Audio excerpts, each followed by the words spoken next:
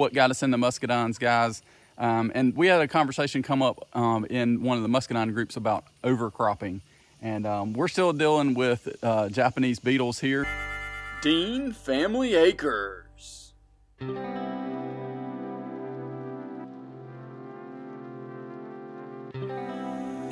All right, guys, so I just want to give you a quick less than 10-minute video of what we got going on here on Dean Family Acres. So we're trying to keep you guys updated on most Thursdays. Muscadines are looking really good. Just getting some water going on them. Meat birds are almost ready to process. So I'll kind of give you a recap of what we're doing. I've actually already let them out and have already gotten their water and feed done, but I'll show you how that's looking.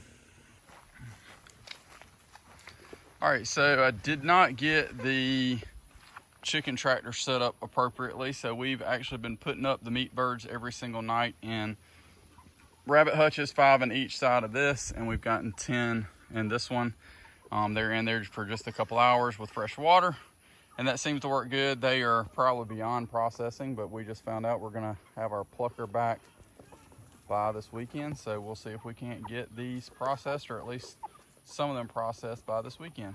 They're looking really good. At this point, I think we've been through 3 or 4 bags of 50-pound food at $20 a bag, and each bird cost us $2 a piece. Knock on wood, we haven't lost one yet. All right, guys, so walk out here and show you how the corn is doing. Seems to be doing all right. I definitely need to get out here and weed again, but for now, I think it's going well considering what we've put into it. We might get a couple ears out of this. So if you didn't see our previous video where we were planting this Serendipity and Triple Crown corn, Serendipity is basically from about right here over.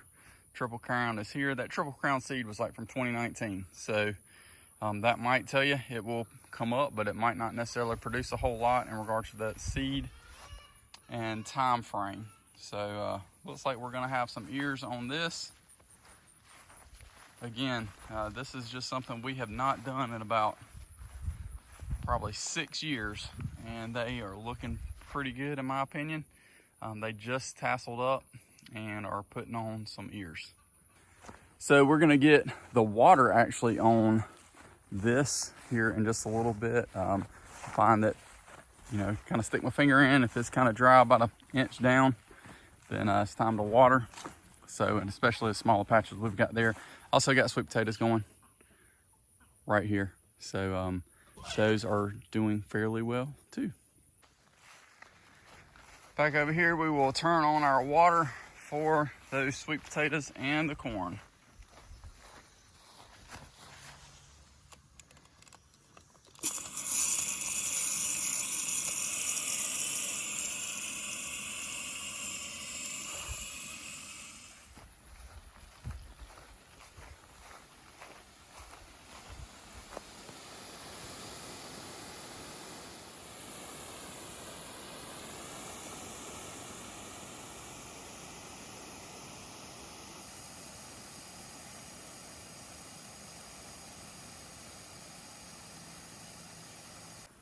I was talking about sides. Another thing I just noticed, I was just fussing about how the corn on this end has done so much better, but look at this.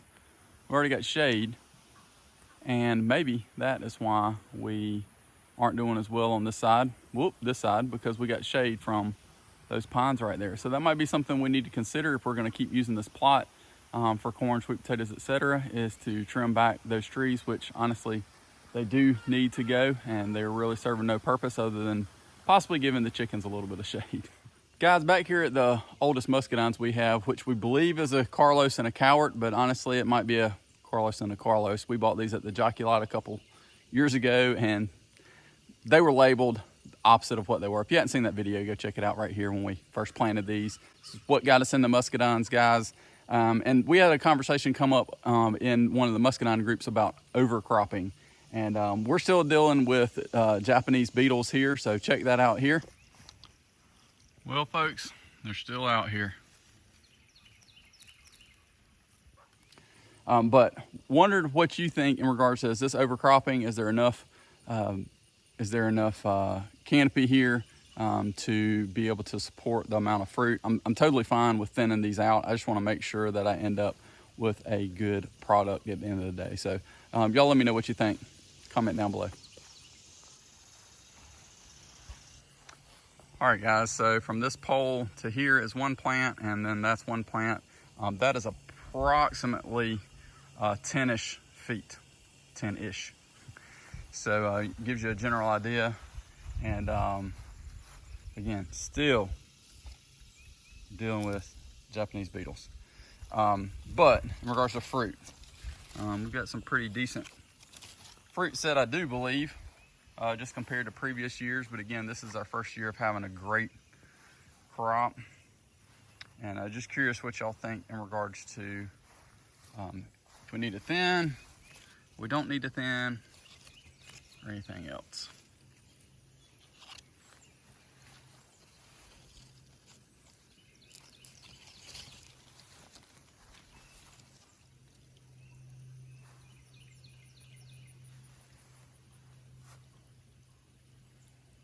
All right, so that's the first one. Again, it gets complicated, and I know why people say don't let them overlap, but with the amount of space we've got, we let them overlap. So these others, I'm pretty certain they're a different variety, because look how bunched up these are.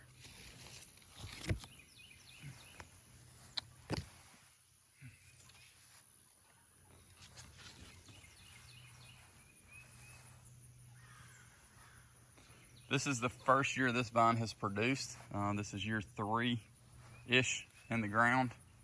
And I am wondering about if I need to thin these out.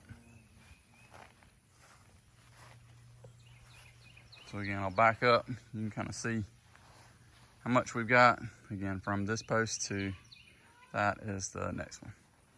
Thinking I might need to thin this one out. Number one, because it's the first year it's ever fruited.